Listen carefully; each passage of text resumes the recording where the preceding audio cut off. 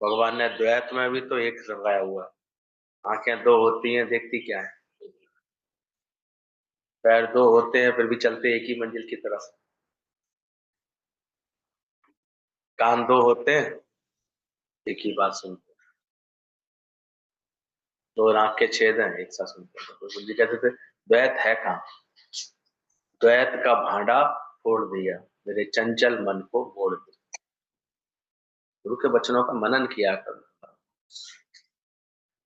यहाँ क्या है? सारा अभ्यास किसके लिए? द्वैत का भांडा फोड़ दिया। द्वैत कहाँ है उसके लिए?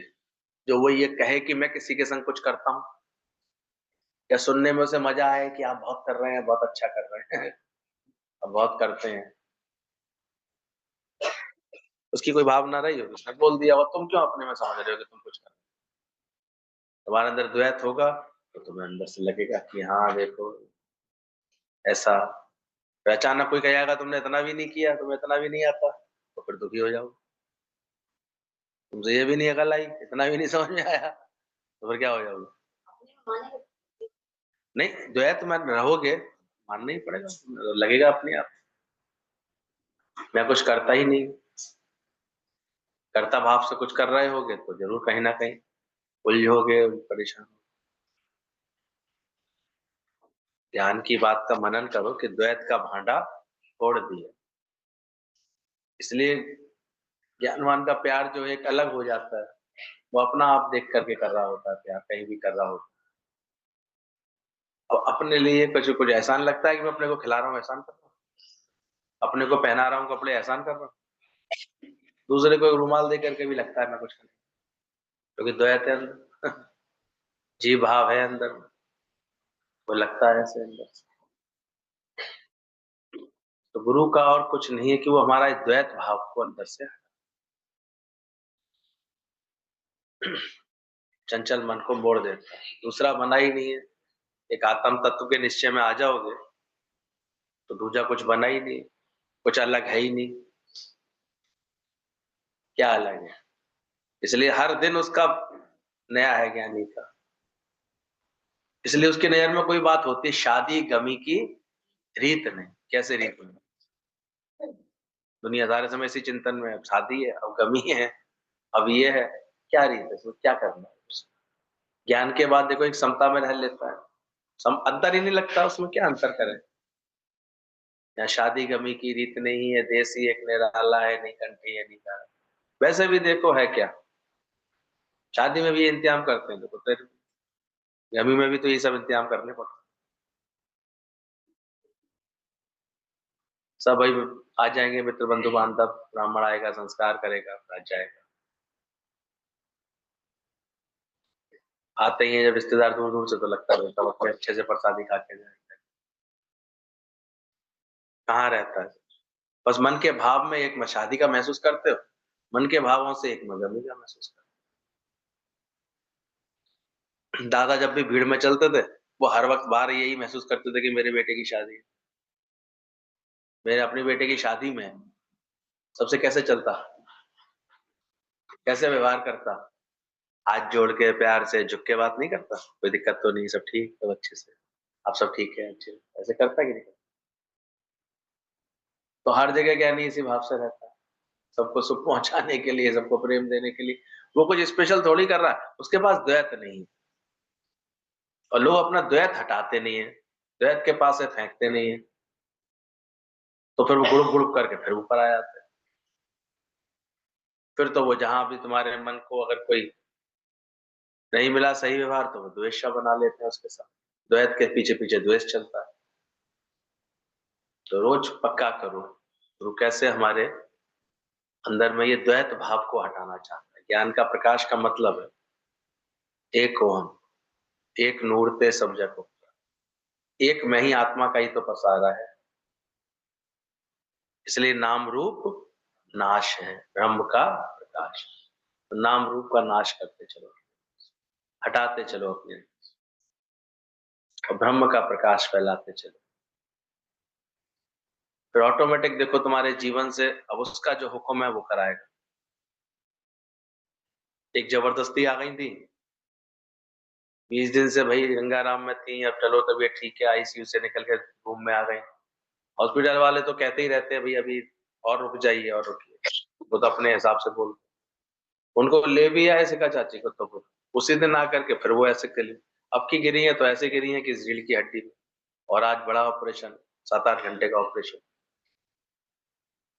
पर ये एक साथ में एक ये चीज है कि बेटा उनका इतना होशियार, सिंगापुर में बैठे ही बैठे अच्छे से अच्छे डॉक्टर का अपॉइंटमेंट ले लेता है, तुरंत तुरंत वो इलाज करा लेता है, लाखों खर्च करने का मैं एकदम माता रखता है हर तरह का। पर शरीर का खेल कैसा आ रहा है, एक तरफ अच्छाई भी देखो, इसकी जो सुविधा है, ये तो आदमी का कहाँ ठीक होता है, कहाँ करा पाते। और एक के जीवन में जी लगा रहता है, रात को आई है चल रही है वो, हॉस्पिटल छोड़ ही नहीं रहा पीछे, इतना कस के पकड़ लिया है हॉस्पिटलों ने, हिसाब किताब पूरा होगा। लेकिन ज्ञान है, प्रेम है गुरु से, तो कल भी इतने शांति से बात कर रही थी, हमने कि स्थिर रहना, थोड़ी बहुत मति अगर बची हो तो और भगवान को अर्पण कर देना। बोले भीष्म पितामह याद आ रहे हैं, मैंने तो ऐसे ही लेटना पड़ेगा 3 महीने अपनी तुलसी, वो भी ऑपरेशन पूरी तरह सफल हो जाए। वो खैर चलते चलते ऐसे गिर गई एकदम से, तो उनके कूल्हे की हड्डी है, उनको भी सोच रहे थे यहीं कुछ प्लान हो जाए तो यहीं ठीक हो जाए, मिलते रहेंगे, वो भी गंगाराम लेके भागना पड़ा उसको। वैसे थोड़ा टिपिकल था थोड़ा केस ऑपरेशन का, सुकेशनी आंटी का। तो एक पल में क्या होने वाला है, क्या करने वाले हो, ये बौराते हो खामा खुशियां मानते हो दुनिया में, क्या खुशी जीवन की जिसकी मौत आए। इसलिए ज्ञान एकदम समत्व योग में रहता है, वो आनंद में इसलिए है क्योंकि ज्ञान है उसके पास, वो आनंद ही पदार्थों से दुनिया से लेता नहीं है, उसकी खुशी का आधार दुनिया तो नहीं है, ये तो चेक करो कम से कम ज्ञान में आते हो, बाहर का मिलना मिलाना घूमना फिरना खाना पीना मौज मस्ती, ये तो तुम्हारे सुख का आधार नहीं। उसके लिए तो उसके पास ज्ञान है, सुख मांगत सुख आ गया हो, कोई सुख मांगूंगा तो क्या आएगा मेरे सामने, सुख आ जाए, चिंता आ जाएगी, फिक्र आ जाएगी, और है क्या दुनिया का मजा। इसलिए उसका प्यार भी है सबसे, उसे किसी के लिए कुछ लगता ही नहीं है, उसने कुछ किया उसने कुछ करता है, वो कहीं किसी का भाव प्रबल हो जाता है पहुंच जाता है, भाव शांत रहता है वो शांत रहता है, इसने बुलाया इसने नहीं बुलाया वो इस झंझट में भी नहीं पड़ता, भाव का भूखा हूं। बाकी जिसका विश्वास है बस भैया वो अपना बताता रहता है उसके पास, हम ऐसे हम कितनों के पास नहीं जाते। लेकिन उस दिन क्या गए तो लौटते में ऐसे 1 घंटे हॉस्पिटल में, तो कैंसर की अपने दिमाग में ऐसा चढ़ा हुआ है उसको वहां पर बैठना पड़ गया। पर वो हम देखते हैं कि इतना भजन भाव में इतना डॉक्टर के डॉक्टर भी आखिर ये कह रहा है अब तो तुम तभी जाओगे जब तुम्हारा गुरु जाने दे,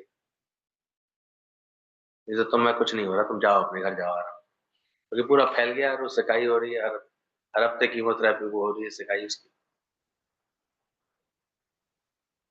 कुछ पता है शरीर को, लेकिन वो ऐसे खुश है अंदर से शांत है, हंस रही है। हस्बैंड कहता है और नए नए नाश्ते और मांगती है, ये खिलाओ मुझे, ऐसे और खिलवा दो, ये खाइए। अपने को फील कर रही है ना, अच्छा फील कर रही है तो फील ठीक है। एक आदमी अपने अंदर से जो होगा देखेंगे, बनेगी बात होगी ठीक। कह रही थी इतनी उसमें मैं तो गंगा जी नहाया ही जाके, तो वही सुबह बोले हस्बैंड भी इतना कॉपरेट कर रहा है, सौरव ले गया फटाफट, गंगा की डुबकी लगानी है मुझे, मेरा मन कर रहा है, लगवा दी उसने, लगाया ही। 4 दिन पहले कीमो हुई थी इसी का ही, फिर अब 4 दिन बाद फिर होनी थी बीच में। आदमी का मनोबल ही तो है और क्या, ख्याल अच्छा रखे मनोबल अच्छा रखे तो कहीं से कहीं कैसे भगवान लेके जाते हैं। संकल्प की सृष्टि बनती है, हर समय संकल्प अपना तैयार करता रहता है और बनाता रहता है।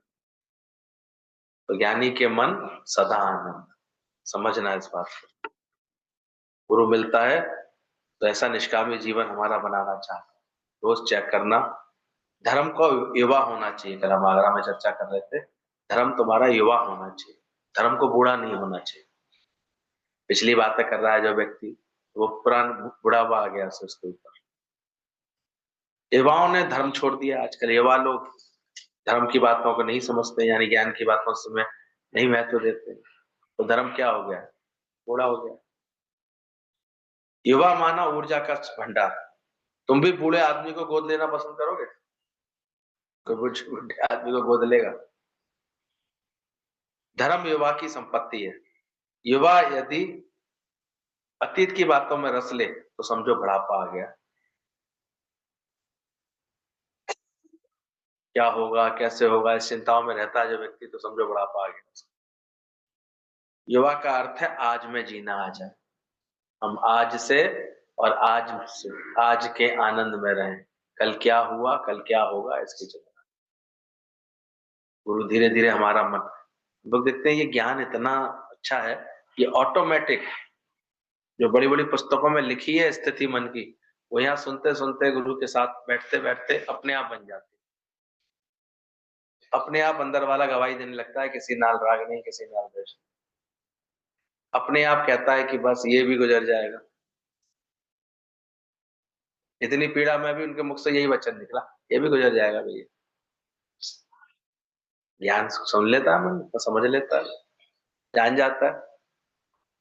डॉक्टर कह भी रहा है कि 10-15% पूरा रिस्क का मामला है, कुछ भी हो सकता है। बोले आप करो, जो होना है वो होगा, तो आप क्या कर रहे हो, उसकी मर्जी है। हम तो आपको जानते भी नहीं थे, आपके पास लेके क्यों आया भगवान? उसने भेजा है, अब अपना काम करो। अब अपना काम करो, वो जो होना है उसका हो, जैसे बनेगी बात। इतना कैसे अंदर से, ना तो ना जीने का कोई ऐसे वो रह आता भाव, ना कोई मरने का डर रह आता। फिर कुछ समझ में आ रही है कि अभी भी डरोगे?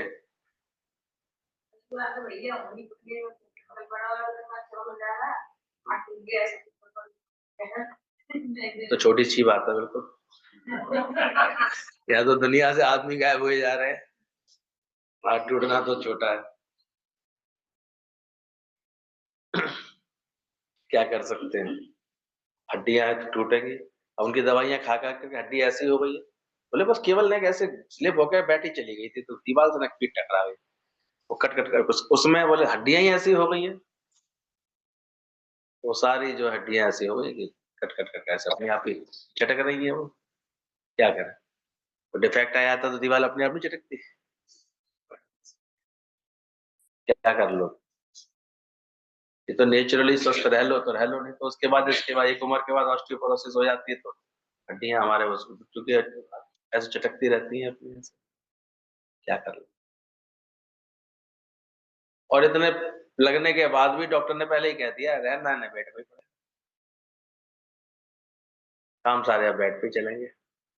बस ये है कि जो और कोई प्रॉब्लम ना बढ़े उसके लिए करना पता नहीं है। फिर आजकल तो डॉक्टर भी तो फिर ऐसे बैठे हुए हैं, इंस्टीट्यूट भी तो ऐसे खुल गए हैं, आपको तुरंत आओ तुरंत वो काम करें,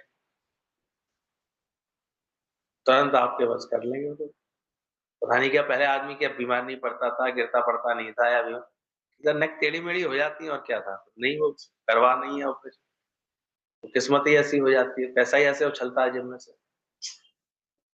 फिर आजकल तो इंश्योरेंस हो जाए तो और आदमी बहरा के करा रहा है, इंश्योरेंस है ना, कटवा रहा हूँ, पैर पैर जाके कटवा रहा हूँ, आँख का ऑपरेशन करवा लूँ या करवा लूँ। मैंने कहा, वहाँ पे पैसे वैसे तो वैसे होते नहीं, ये सो है, स्टार हेल्थ है।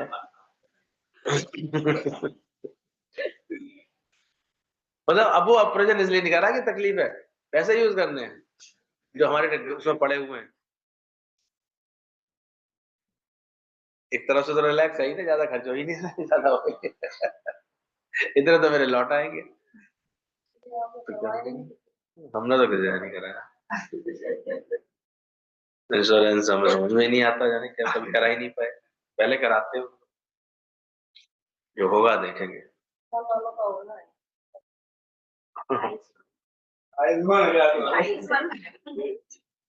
हमारे तो गुरु जी कहते हैं आयुष्मान रहो। कौन भागा दौड़ी करेगा, कहाँ से बनेगा? जीवन शक्ति रोज व्यर्थ जा रही है, ढंग से चलो, काय को भुला के चलो ऐसी उम्र पे, जो गिरो कहीं पे फिर टूटे। क्यों एकदम से कह दो कि जा रहे हैं, हम क्यों जा रहे हो, मरे उम्र के हिसाब से चलो, घर में आराम से बैठो, शांति से चलो, 2 कदम भी रखो तो सोच समझ के रखो, ये सीखो अंदर से। जैसी उम्र है वैसे हिसाब करना चाहिए। अब 75 के बाद तो हर बात की रिस्क है ही है, 70 के बाद तो क्या चलना। अब स्कूटर मत ले अगर काम आ गया, गाड़ी हो तो ले या, नहीं तो मत ले। तेरी सर पड़ेगी फिर किसी को। ये 100 वर्ष की गारंटी वाला शरीर 50 वर्ष में बूढ़ा लगने लगता है। अंदर की जागृति आए तो बीमार भी नहीं पड़ेंगे, बूढ़े भी नहीं होंगे। महावीर, बुद्ध, मीरा, शंकराचार्य आदि भी उम्र का इंतजार करते तो कभी भी भगवत प्राप्ति नहीं कर पाते। ज्ञान की प्राप्ति के लिए हमेशा इतना एनर्जेटिक बने रहना चाहिए, युवा बने रहना चाहिए। इसलिए जगत गुरु नहीं कहलाया कि चेले का नाम कोई जगत थोड़ी रख लिया, जगत रख लिया चेले का नाम और खुद कहला रहे हैं जगत गुरु।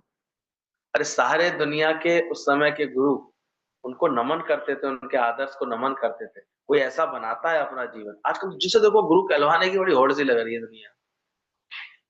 लक्षण कुछ नहीं, आदर्श कुछ नहीं, तपस्या कुछ नहीं, मन इंद्रियों का संयम कुछ नहीं, बाकी हम सत्संग सुनाते हैं इसलिए गुरु हुए। ऐसा पिताजी का राज चल रहा है सबसे बढ़िया। अपने सत्संग में तो कुछ ज्यादा ही फैल गई बीमारी। ऐसे दुनिया गुरु जी के बाद तो ऐसे लोगों ने ऐसे रिड़म पिड़ कर दी। अरे कोई बात, सत्संग सत्संग ही तो आत्मा ही तो बतानी, आत्मा ही तो बोलना। पड़ोसी तो गालियां दे रहा तो वो, बाकी वो खुद आत्मा। घर में सब रूठे पड़े हैं, बाकी वो आत्मा। एक लंबा अनुभव के बाद जीवन बनता है, तब कहीं कोई ऐसे किसी के लिए कोई ऐसे भाव रखता है, उनके एक आदर्श को कोई झुकता है, नमन करता है, तब कहीं कोई गुरु तत्व ऐसे प्रकट होता है, कोई आदर्श प्रकट होता है। ऐसे ही हो जाएगा कोई। हमने कहा कोई ऐसे 2 4 10 साल 20 साल सत्संग कर रहा है, हो गया, पहुंच गया, उसको अपनी औकात नहीं पता लग रही है। कल इतनी अच्छी वाणी है कि अंदर से बोले कि तुम कह दे रहे हो। बोला अंदर से कपाट खुल जाए तुम्हारे। जो कहता है मैं सदगुरु हूं, उसके मन में परायापन है अभी भी, वो संत नहीं है। पर जो अंत तक अपने गुरु के प्रति कृतज्ञ है वही केवल संत। जो अंत तक अपने गुरु के आगे निमाड़ा है, झुका हुआ है, ये एक पहचान बताए। और जो ये कहने लगे मैं तो सब जान गया, मैं तो संत हो गया, मैं तो, लोग उसके आदर्श को देख के, उससे प्यार पाके, उससे अंदर अपनापन पा करके, उससे ज्ञान पा करके उसको भगवान कहने लगे। गुरु जी कुछ कहलवाते नहीं थे कभी, बाद में लोग कहने लगे। वो एक अलग स्थिति होती है। और एक क्या है कि अरे देखते नहीं हो, अब मैं सत्संग सुना रही हूँ, मैं भगवान हूँ तुम्हारी, तो ये हो गया ओछापन। इससे कोई नहीं कहेगा कभी कभी। और कहलवाना भी मत ऐसे कभी किसी से, ये मूर्खता कहलाई जाएगी। आजकल तो गुरु ही भगवान हो गए, पूजा करवाते हैं, उनके लिए भगवान कुछ नहीं। अरे शिष्य गुरु को भगवान कहे तो ठीक है, पर गुरु कहे मुझे भगवान मानो, ये गलत। बल्कि कल बड़ी सुंदर बात लग रही थी, शिष्य वो है जो गुरु के तन का ख्याल रखे। ये नहीं समझना जो आके बैठ गए ये शिष्य बन गए ना। जो गुरु की कदर करे, अंदर से श्रद्धा रखे, और एक ये जिम्मेदारी और आती है, तन का आप ख्याल रखें, वो शिष्य कहलाता है। इसलिए जो निकट रहते हैं, जो गुरु की हर लीला में सहयोग दे रहे होते हैं, हर बात में सहयोग दे रहे होते हैं, गुरु की रख रखाव में पूरा सहयोग दे रहे होते हैं, वो शिष्य कहलाते हैं। ये भीड़ तो सत्संग सुनने आते हैं। इसलिए कोई बिरला शिष्य मिलता है, शिष्य नहीं मिलता। एक भी शिष्य मिल जाए किसी को तो बड़ा भाग्य की बात होती है, जो उसका ध्यान रखे। बाकी तो अपनी खुशी में पूरी खिलाने वाले तो बहुत मिल जाए, और इसका शरीर खराब हो जाए। है कोई शिष्य? शिष्य कोई नहीं मिलता। शिष्य गुरु के तन का ख्याल करे, और गुरु शिष्य के मन का ख्याल रखे। ये रिलेशन है दोनों के बीच में। कल से बात अच्छी लग रही है कि शिष्य सच्चा वो है जो गुरु के तन का ख्याल रखे, यानी तंग ना करे। यानी गुरु के तन से मुझे क्या कार्य लेना है इसका उसको ख्याल हो। ऐसे ही नहीं कि हमारे यहाँ शादी है, आप जरूर आइए, यार आप आए नहीं, आपको आना चाहिए था, चलो बहुत प्यार करती हूँ, मैं करती हूँ, आना ही आना चाहिए। अरे तो सत्संग कर रहे हो तो बुलाओ ना गुरु को। सत्संग को महत्व देता है तुम्हारा मन? ज्ञान के लिए याद करोगे? जो गुरु का काम है उसके लिए बुलाओ उसको। ऐसे क्या करना है काम से? इधर खींचना उधर खींचना तो क्या लाभ। तो शिष्य कोई बिरला बनता है, गुरु तो सरल होता है, गुरु तो सबके भाव पूरे करता है। पर तुम बताओ, तुम में इतनी अकल आई, शिष्य का एक भी लक्षण आया? सालों हो जाते, लेते ही रहते थे हम लोग, गुरु जी से लेते रहते। तो बहुत दिनों में ये बात समझ में आती है कि हमारा भी तो धर्म होता है गुरु के लिए कुछ। लोगों ने ले लेकर के गुरु जी को ऐसे विदाई हो गए वो दुनिया से। गुरु कुछ नहीं कहता, उसको तो अपनापन होता है, उसके नगर में तो एक होता है, वो तो सबको प्यार देने के लिए हमेशा तैयार बैठा रहता है। और ये शिष्य का धर्म बन जाता है कि वो ख्याल रखे, उसे सेंस हो कि इन्हें क्या खिलाना है क्या नहीं खिलाना, कैसे रहना, क्या जरूरी है। इसलिए जो सही रूप में गुरु के रूप में ऐसे आने लगते हैं, तो कोई ना कोई ऐसे शिष्य का मंडल उनके इर्द गिर्द तैयार होता है। ये तो नहीं होता, ये तो मौज रहती है उसके। और शिष्य का भी, गुरु का भी ये बात है कि वो शिष्य के मन का ख्याल रखे।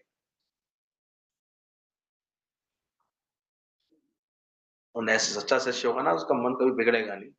मूड ऑफ, मन खराब, आज दुखी, आंसू बहा दिए, ये कर दिया, वो शिष्य का बन पाएगा। वो तो गुरु की तरह, गुरु से ज्ञान ले, गुरु ऐसा उसको फिट कर देता है एकदम से। सच्चा गुरु शिष्य के अहंकार को तोड़ करके समर्पित भाव में जीना सिखा देता है। सच्चे गुरु को पा करके निहाल रहो, खुशहाल रहो। सच्चे गुरु की बहुत कल महानता दिख रही थी कि मिलता है जीवन में तो कैसे हमारे मन को ऐसे वो पकड़ के रखता है। मीन गति, मरगट गति, भौरा गति, मधुक गति, 4 प्रकार की गतियां होती इस मन की। प्राय तो मीन गति होती है, मीन यानी लोभी, अगर कुछ कहते।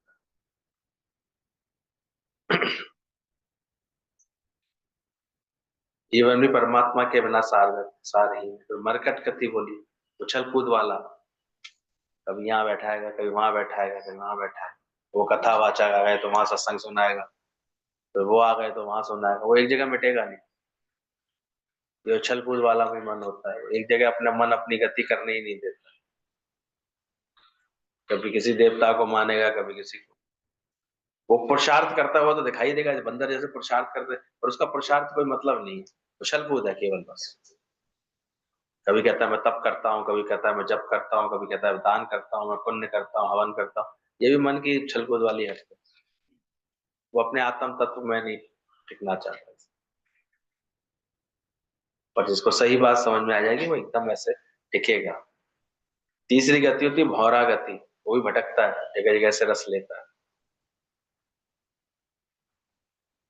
हम देखते हैं बस कहीं पर ऐसे बस पता लगे कि आज ऐसे बस रस लेने पहुंच जाएगा, मजे लेने। सत्संग में जिस दिन उमंग वाला सत्संग हो रहा, उस दिन रस लेने आया है।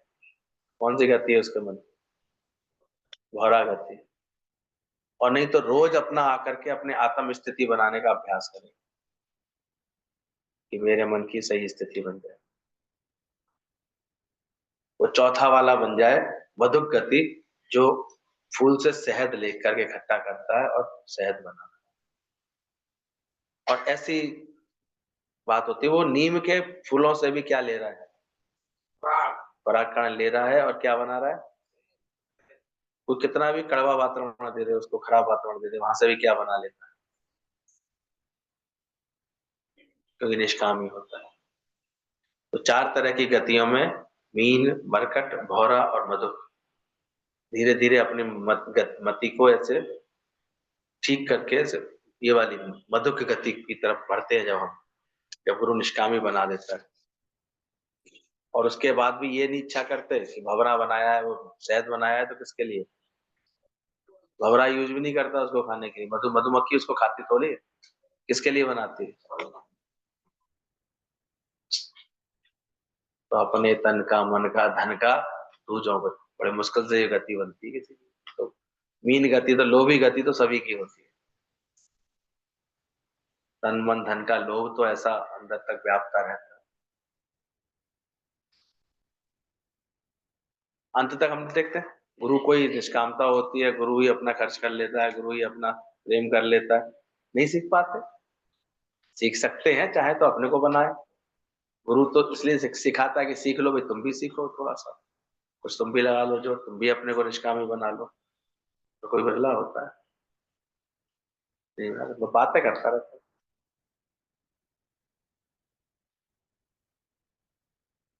तो देखना है, मन की 4 तरह की गतियां बताई इसमें, और उसके बाद बोला शहद दूसरे से लेने लेंगे फिर भी निष्कामी होकर शहद इकट्ठा करता है।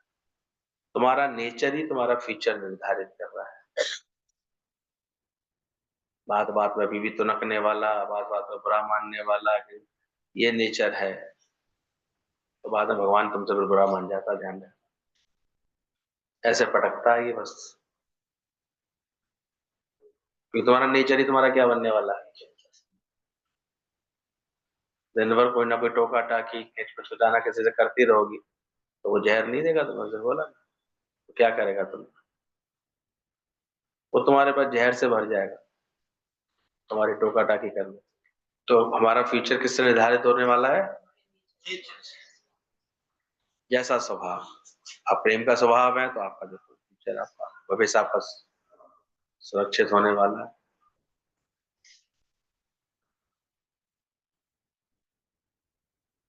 तुम्हारा नेचर ही फ्यूचर निर्धारित करता है।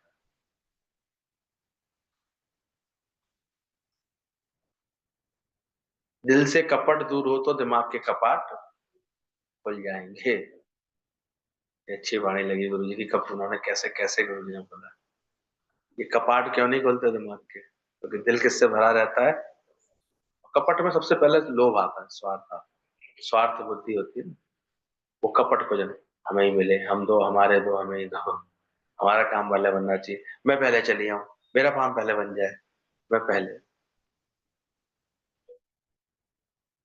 जगह देवता भी धीरज नहीं होता, हर जगह मैं सब पहले ले लूं, मुझे अच्छा लगे, मैं पहले। कहीं गए कुछ, ये तो गुरु धीरे धीरे प्रैक्टिस दिलवाता है, कहीं जाओ तो पहले तुमने कोई खुशी दी, कोई आनंद दिया, भरपूरता दी, दुनिया में जाकर देखो लो, कपट है इसलिए अंदर में कपाट नहीं खोलते। तुम्हारा कपट ही परमात्मा के पट नहीं खोलने देता। बोलो जहां जहां तुम्हारे बोलने से किसी को औषधि मिले, तुम्हारा बोलना भी गुरु समारवाता है। तुम्हारे बोलने से किसी को औषधि यानी दवा, उसकी तंदुरुस्ती अच्छी हो रही है, भाव अच्छा हो रहा है, तुम्हारा वंश तब फैलेगा जब तुम अपने अंश से जुड़े रहोगे। आज गुरु का कैसे एक ये नाद वंश, कब से दादा का ये नाम चल रहा है, गुरु का नाम नाम चलता है, क्यों चलता है? वो अंश से जुड़े, अपने परमात्मा से जुड़े। बोले तराजू की डंडी जब एक तरफ हो जाती है तो तुम क्या कहते हो? ये बेईमानी कर रहा है, बेईमानी ठीक नहीं है, ठीक से नहीं तोला, ठीक से तोलो, तो वो टेढ़ी आ रही थी, कर देंगे। और तुम्हारा मन जो सारे समय में मेरे अपने लिए, अपने वालों के लिए खिंचता रहता है, तो ये बेईमानी, इसको भी बेईमानी समझो, कि क्यों खिंच रहा है, भेद क्यों कर रहा है, सबके साथ समत्व भाव में क्यों नहीं रहता, मैं और मेरे को अधिक मिले क्यों मिले, क्यों खिंच रहा है, ये ना बेईमानी खत्म हो गई? सोचो अंदर से। ये विचार हमें गुरु से ही मिलते हैं। हिम्मत और सुंदरता के साथ सत्य हो, हम शिव रूप हो जाते हैं, सत्यम शिवम सुंदर। संत के चरण नहीं आचरण छूना है, मन झुक जाए तो ये दंडवत से भी अधिक है, ये दंडवत ऐसे करना। जिसने अपने अनुभव से ज्ञान अर्जित किया है, उसी के द्वारा ईश्वर तक पहुंच सकते हैं, और जिन्होंने अपने को भक्ति के रंग में रंग दिया है, उसकी संगत से ही हम भक्ति जान सकते हैं। इसलिए ऐसों की संगत, भक्ति भक्ति करते हैं, चढ़े हुए की संगत, जो ज्ञान में अपना जीवन देते हैं, सत्संग में अपना जीवन देते हैं, उनकी संगत करते हैं, तब कुछ सीखने को। इसलिए संग का रंग चढ़ता है, इसलिए सत्संग की इतनी महिमा बोली गई। अपनी नकारात्मक दृष्टि बदल दो जल्दी से, मन झुक जाए, अब गए तो सब लोग बहुत गुरु जी के पास, और सीखा कितनी निष्कामता से वो कार्य करते थे, कितने प्रेम के साथ कार्य करते थे, कैसे सबको अपना आप करके देखते थे, कैसे कभी भेद नहीं आता था उनके अंदर। वो तो एक अलग बात था कि फिर अपने आप ही कोई ना कोई अपना गधा बेचे जाता था, लेकिन पहले तो देखो ज्ञानी अपना ही सब कुछ सुहा करके बैठा हुआ। कुछ सीख लेते हैं, जो कुछ उससे सीख पाए, थोड़ा बहुत भी सीख पाए, वो भी हम देखते हैं बड़े आनंद में। तो ध्यान रखना, एक एक इसलिए कहते हैं 10-10 के साथ मेहनत करो ज्ञान की, निष्काम भी बनाओ अपने चित्त को, बंधुक वाली गति मन की पैदा करो। ये ज्ञान केवल सुनने सुनाने के लिए नहीं, सुनने से मेरा दिन भर में कोई मिलती हो, अरे पूरा 6-6 महीने अपने ही शरीर के वजह से बीमारी में, अरे उपाय निकालो, मैसेज से बात करो, मुझसे फोन से बात करो, ऐसे बोलो यार, क्या करो, करो मेहनत ऐसे। अपने लिए जिए तो क्या जिए, तो जिए दिल, सबके लिए जीने वाला मन बनाओ। उसकी संगत से ही हम भक्ति को जान पाएंगे, प्रभु को क्या पसंद है उसी के अनुसार अपने जीवन को बदलें। दूसरे पर अधिकार नहीं है हमारा। कमरा आपका अपना है तो उसे आप कैसे भी रखें, पर दूसरे में दखल देने की जरूरत नहीं है। अपना परिवर्तन करना आसान है। गुरु जी ने कहा अपनी जेब से, अपने पर्स से पैसे निकालते हो कोई कुछ नहीं कहेगा, अब तो दूसरे के पर्स में हाथ डाल दो, क्या कहलाओगे। अपने अवगुण साफ कर रही है कोई कुछ नहीं, दूसरे के अवगुण देख रही हो, अब कोई क्या कहेगा, छोड़ अब क्या, लुच्ची हो गया। और मन क्या करता रहता है, अपने नहीं देखेगा दूसरे के देखेगा। अपने को तो ऐसा बढ़िया सर्टिफिकेट देके बैठा हुआ है कि तुम तो बहुत अच्छी हो। और ये बात बिल्कुल सत्य, आपस को जो भला कहावे तिसके भलाई निकट नहीं। पर पता नहीं फिर भी बीमारी लोग छोड़ना ही नहीं चाहते, हर जगह सिद्ध करते हैं मैं तो सही हूँ, हम तो सही है, हम तो बहुत अच्छे हैं। भला करवा लो अपने को, भला कहलवा लो सबसे, इसलिए भलाई निकट नहीं आएगी। आपस को जो कछु न जनावे सोई पंडित सिर जो, ध्यान रखना है इस बात। चलिए समझना है इस बात को, प्रभु को क्या पसंद है उसी के अनुसार अपने जीवन को बदलना। हमारा तो हमारे फूफा जी का प्यार खींच रहा है, हम जा रहे हैं उनके हवन में। बाकी तुम लोग अभ्यास करो अपना, निष्काम भाव से अपना जीवन बनाओ।